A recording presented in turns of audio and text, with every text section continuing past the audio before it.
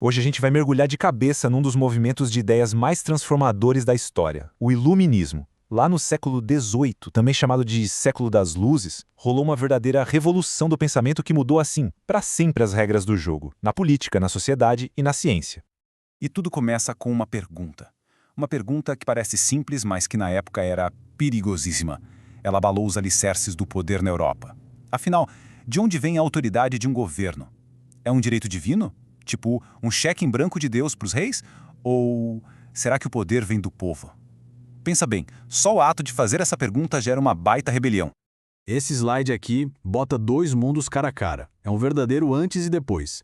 De um lado, o antigo regime. O rei mandando em tudo, com o poder que diziam vir de Deus. As pessoas eram súditos, sem voz, sem direitos. E a sociedade era dividida em castas, super rígida. Aí do outro lado, pá, a proposta iluminista. O poder vem do povo. Súditos? Que nada, cidadãos com direitos. E o mais radical de tudo, a ideia de que todo mundo é igual perante a lei. Foi uma virada de chave completa. Mas para a gente entender o tamanho dessa revolução, a gente precisa dar um passinho para trás. Como é que era o mundo antes que essas luzes todas se acendessem? Bom, bem-vindo à era do absolutismo. Aqui, poder não se dividia não. Estava tudo concentrado na mão do rei, que governava junto com a nobreza e o clero. O Estado controlava a economia com mão de ferro, liberdade individual era algo que quase não existia. E a sociedade, sabe, era como um prédio com andares fixos. Um pequeno grupo com todos os privilégios lá no topo e uma maioria esmagadora só com as obrigações lá embaixo. Só que aí, no meio dessa estrutura toda que parecia que nunca ia mudar, surge uma ferramenta. Uma ferramenta capaz de rachar essas fundações. E essa ferramenta era simplesmente uma ideia.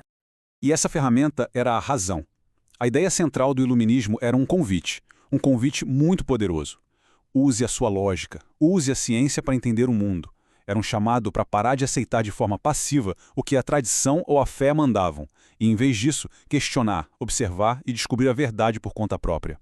Era, no fundo, dar às pessoas a permissão para pensar. Certo. Mas na prática, como é que essa confiança toda na razão se transformou em ideias tão explosivas? E quem foram as mentes por trás dessa revolução toda? Olha, um dos primeiros e mais impactantes conceitos foi o de direitos naturais, defendido por um cara chamado John Locke. A ideia era simplesmente revolucionária. Todo ser humano, só pelo fato de existir, já nasce com direitos que são essenciais: direito à vida, à liberdade e à propriedade. E a parte mais importante é que nenhum governo, nenhum rei poderia tirar isso de alguém. Esses direitos não eram um favor, eram parte de quem a gente é. Agora, este slide é tipo um hall da fama do pensamento. Além do Locke, a gente teve Voltaire, um crítico super afiado do poder da igreja, que lutou com unhas e dentes pela liberdade de expressão. Tivemos Montesquieu, que foi tipo o arquiteto de uma ideia genial para frear a tirania, e o Rousseau, que foi ainda mais longe e disse que a vontade do povo é que deveria ser a lei suprema. Vamos focar um pouquinho no Montesquieu. Para ele, poder concentrado era a receita para o desastre, para a tirania. A solução? Uma ideia brilhante: dividir o governo em 3 partes, uma vigiando a outra. O legislativo, que cria as leis, o executivo, que aplica as leis, e o judiciário, que julga. É um sistema de freios e contrapesos, sabe? Um poder impede que o outro abuse. Essa ideia é a espinha dorsal de muitas democracias hoje em dia, inclusive a do Brasil. E aqui está o ponto-chave. Isso tudo não era só teoria para discutir em cafés chiques de Paris. Essas ideias pularam das páginas dos livros, foram para as ruas e, literalmente, incendiaram o mundo, provocando revoluções que redesenharam o mapa. E o impacto foi quase que instantâneo, um verdadeiro efeito dominó. Em 1776, a independência americana usa as ideias do Locke para justificar a separação da Inglaterra. 13 anos depois, em 1789, a Revolução Francesa bota o absolutismo na guilhotina na Europa. E, ao mesmo tempo, essa fé toda na ciência e na razão ajudou a ligar os motores da Revolução Industrial, que mudou para sempre o jeito que a gente vive e trabalha. E talvez nada resuma melhor o espírito daquela época do que o lema da Revolução Francesa: liberdade, igualdade, fraternidade. Essas 3 palavras viraram um grito de guerra global. Um resumo poderoso de tudo aquilo pelo que os iluministas estavam lutando.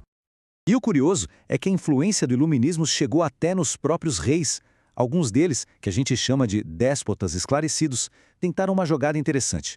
usar as ideias iluministas para modernizar seus reinos, só que sem largar o osso, sem abrir mão do poder absoluto.